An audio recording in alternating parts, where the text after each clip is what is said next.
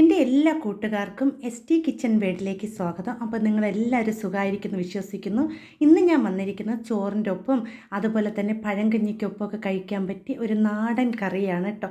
കപ്പ കൊണ്ടുള്ള ഒരു നാടൻ കറിയാണ്. അപ്പോൾ നിങ്ങളെല്ലാവരും വീഡിയോ ഒന്ന് ഫുള്ള് കാണണം. ഇഷ്ടപ്പെടുകയാണെങ്കിൽ എൻ്റെ ചാനലൊന്ന് സബ്സ്ക്രൈബ് ചെയ്ത് സപ്പോർട്ട് ചെയ്യണേ. ഇതുവരെ എന്നെ സപ്പോർട്ട് ചെയ്ത എൻ്റെ എല്ലാ കൂട്ടുകാർക്കും ഒരുപാട് നന്ദിയുണ്ട് കേട്ടോ. ഈ കറി തയ്യാറാക്കാൻ വേണ്ടി ഞാൻ ഇവിടെ ഒരു ചെറിയ കപ്പ അതിൻ്റെ തൊലിയെല്ലാം കളഞ്ഞ് ഇതുപോലെ ചെറിയ കഷ്ണങ്ങളാക്കി കട്ട് ചെയ്തെടുത്തിട്ടുണ്ട്. അപ്പോൾ നമ്മൾ കറിക്കൊക്കെ കട്ട് ചെയ്തെടുക്കുമ്പോൾ കുഞ്ഞു കഷ്ണങ്ങളായിട്ട് വേണം നമുക്ക് കട്ട് ചെയ്തെടുക്കാൻ. ഇനി നമ്മൾ ഇതിനെ ഒരു കുക്കറിലേക്ക് ഇട്ട് കൊടുക്കുകയാണ്. അപ്പം ഞാൻ അതവിടെ കപ്പ എല്ലാം കുക്കറിലേക്ക് ഇട്ട് കൊടുത്തിട്ടുണ്ട്. ഇനി നമുക്കിതിലേക്ക് ഒരു 1/4 ടീസ്പൂൺ അളവിൽ മഞ്ഞൾപ്പൊടിയും 1/2 സ്പൂൺ അളവിൽ മുളക് പൊടിയും ചേർത്ത് കൊടുക്കാം. ഇനി ഇതിലേക്ക് ഇതിനാവശ്യത്തിന് ഉപ്പ് ചേർത്ത് കൊടുക്കാം.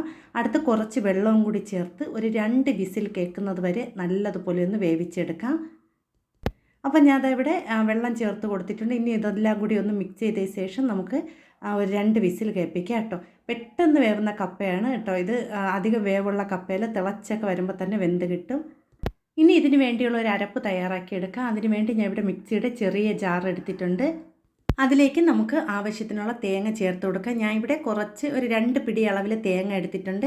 പിന്നെ ഒരു 1/4 ടീസ്പൂൺ അളവിൽ ചെറിയ ജീരകവും 2-3 അല്ലി വെളുത്തുള്ളിയും കുറച്ച് കറിവേപ്പിലയും ചേർത്ത് നല്ലതുപോലെ അരച്ചെടുത്തിട്ടുണ്ട്. ഇനി ഞാൻ ഇവിടെ ഒരു മൺചട്ടി അടുപ്പിൽ വെച്ച് കൊടുത്തിട്ടുണ്ട്. അതൊന്ന് ചെറുതായി ചൂടായി വരുമ്പോൾ നമ്മൾ നേരത്തെ വേവിച്ചെടുത്ത കപ്പ ഇതിലേക്ക് ആ വെള്ളത്തോടെ തന്നെ ഒഴിച്ചു കൊടുക്കാം.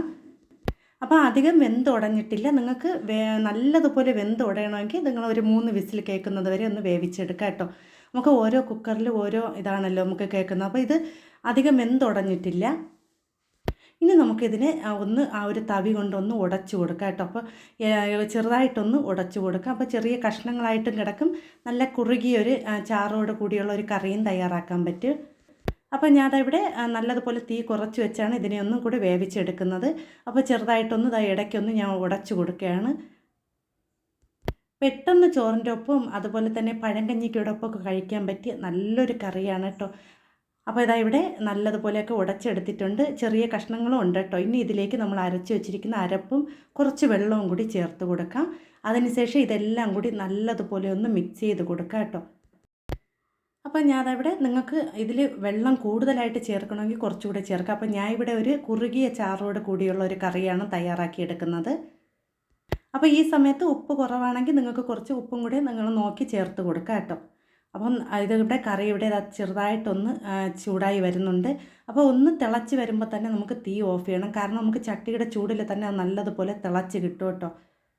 അപ്പോൾ ഇവിടെ കറി നല്ലതുപോലെ തയ്യാറായിട്ടുണ്ട്. ഇനി നമ്മൾ ഇതിലേക്ക് ചേർത്ത് കൊടുക്കുന്ന കടുക് താളിച്ച് ചേർത്ത് കൊടുക്കാം. ഒരു ചെറിയ കഷ്ണം ഉള്ളിയും അതുപോലെ തന്നെ കടുകും കറിവേപ്പിലയും കൂടി ഇട്ട് ഞാൻ ഒന്ന് കടുക് താളിച്ചതാണ്. അതും കൂടി ഇതിലേക്ക് ഞാൻ ഒഴിച്ച് കൊടുക്കുകയാണ്.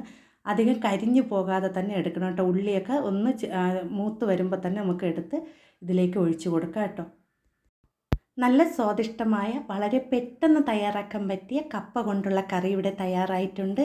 നമുക്കൊരു 5-10 മിനിറ്റ് മതി കേട്ടോ ഈ ഒരു കറി തയ്യാറാക്കിയെടുക്കാൻ. ചോറിൻ്റെ ഒപ്പം വേറെ കറികളൊന്നുമില്ലെങ്കിൽ ഈ ഒരു കറിയും അച്ചാറും ഉണ്ടെങ്കിൽ നമുക്ക് വയറ് നിറച്ച് ചോറ് കഴിക്കാം കേട്ടോ. പിന്നെ പ്രത്യേകിച്ച് പഴങ്കഞ്ഞിക്കൊപ്പമൊക്കെ കഴിക്കാൻ പറ്റിയ നല്ലൊരു കറിയാണ്. അപ്പോൾ എല്ലാവരും ഒന്ന് ട്രൈ ചെയ്ത് നോക്കുക. വീഡിയോ കണ്ടിട്ട് ഇഷ്ടപ്പെടുകയാണെങ്കിൽ ST കിച്ചൺ വേൾഡിനെ എല്ലാവരും ഒന്ന് സപ്പോർട്ട് ചെയ്യണേ. പിന്നെ ആരും ലൈക്ക് ചെയ്യാൻ മറന്നു പോവല്ലേ.